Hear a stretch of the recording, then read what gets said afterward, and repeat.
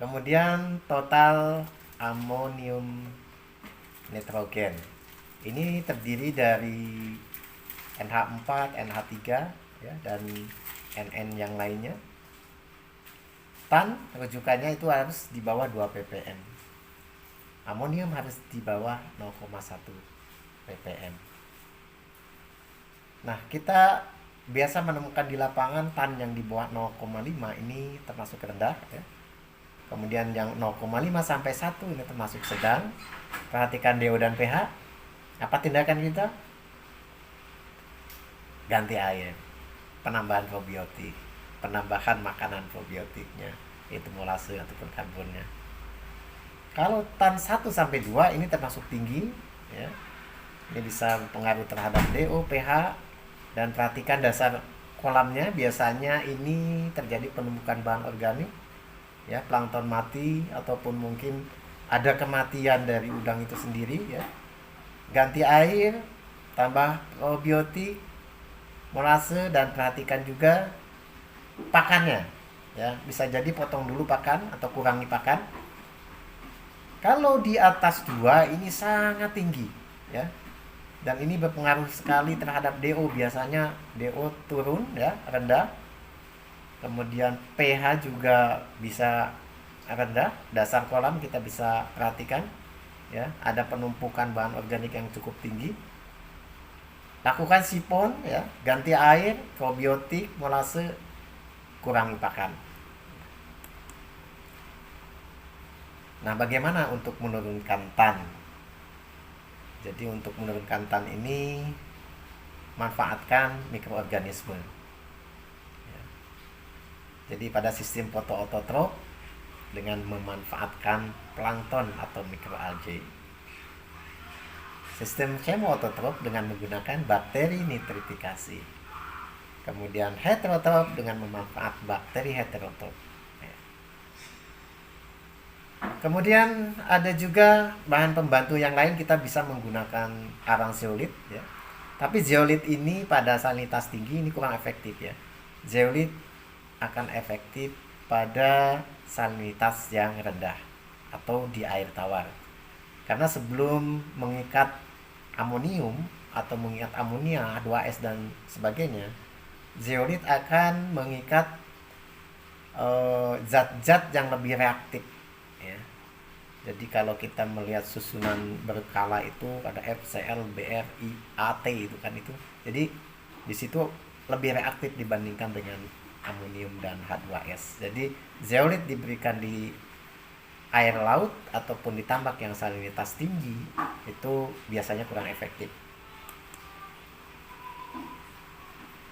Nah, ini nitrit harus kita perhatikan. Jadi nitrit ini harus di bawah 0,25 ppm.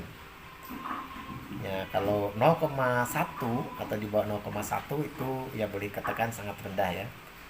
Antara 0,1 sampai 0,25 ppm termasuk rendah ya. Perhatikan warna air. Tindakan kita jaga-jaga dengan memberikan probiotik. Kalau 0,25 sampai 1 ini termasuk sedang. Ya, perhatikan warna air. Ya, kemudian tindakan kita bisa ganti air, aerasi, juga penambahan probiotik. Nah, kalau sudah di atas 1 ini tinggi sekali ya. Ini perhatikan dasar kolam harus segera disipon ya. Bisa diganti air, aerasi, probiotik, kemudian pakan juga boleh dikurangi atau mungkin di stop dulu atau dipuasakan dulu. Jadi bisa saat sipon dipuasakan dulu sambil ada masukan ganti air. Satu hal, perhatikan jangan sampai udang stres. Nah, kemudian selanjutnya di parameter biologi kita biasa menghitung TVC atau total vibrio koloni. Biasanya vibrio ini ada 2 koloni, yang kuning dan hijau. Yang kuning biasanya dikatakan tidak terlalu berbahaya. Ini fungsinya biasanya memfermentasi sukrosa ya. Tapi kalau yang hijau tidak memfermentasi sukrosa. Dan ini adalah memiliki sifat yang patogen ya, berbahaya untuk koloni bakteri hijau ini. Ada juga yang koloni yang menyala ataupun yang hitam juga ada ya. Di sini kandungan di dalam air yang eh, bisa ditoleransi kuning itu harus di bawah 1000 CFU family ya. Kemudian di udang ini harus di bawah 1,8 kali 10 pangkat 3 CFU per mililiter. Nah, yang hijau ini berbahaya, di bawah harus di bawah 500 CFU per mililiter. Dan kalau kita cek di udang, ini yang hijau harus di bawah 1,2 kali 10 pangkat 3. Nah, yang menyala ini juga lebih bahaya lagi ya. Ini di kandungan air harus di bawah 50 CFU per mililiter, dan di badan udang itu jangan sampai ada ya, ini tidak terdeteksi.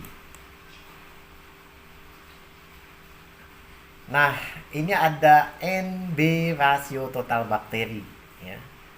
Jadi semakin rendah antara Vibrio dan bakteri ini, rasionya semakin baik dan semakin aman terhadap resiko serangan patogen atau fibriosis. Jadi kalau total bakteri kita atau Vibrio kita ini di bawah 5%, itu boleh dikatakan cukup aman. Dan kita harus tekan terus untuk Vibrio ini jangan sampai naik ya.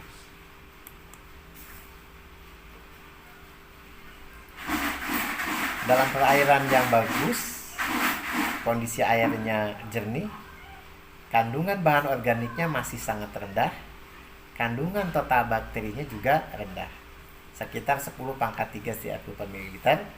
Pada air yang subur, kandungan total bakterinya bisa mencapai 10 pangkat 5 CFU per mililiter. Kemudian di poin 2, perbandingan total bakteri dan Vibrio yang baik untuk budidaya udang adalah 1%. Nah, jadi kita tekan sebaiknya adalah 1%.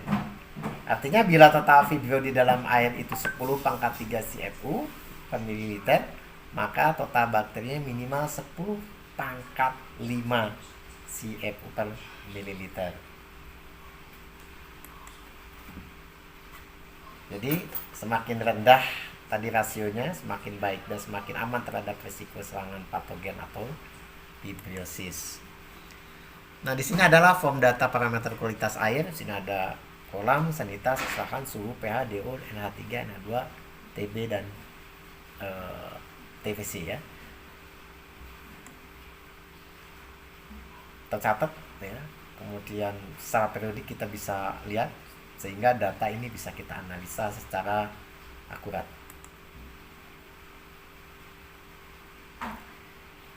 Demikian sekilas apa yang bisa kami sampaikan.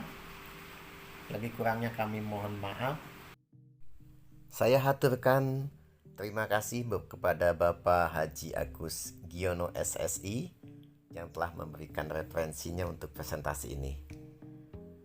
Dan teman-teman semua, pastikan untuk subscribe dan bunyikan loncengnya supaya tidak ketinggalan dengan video-video kami berikutnya.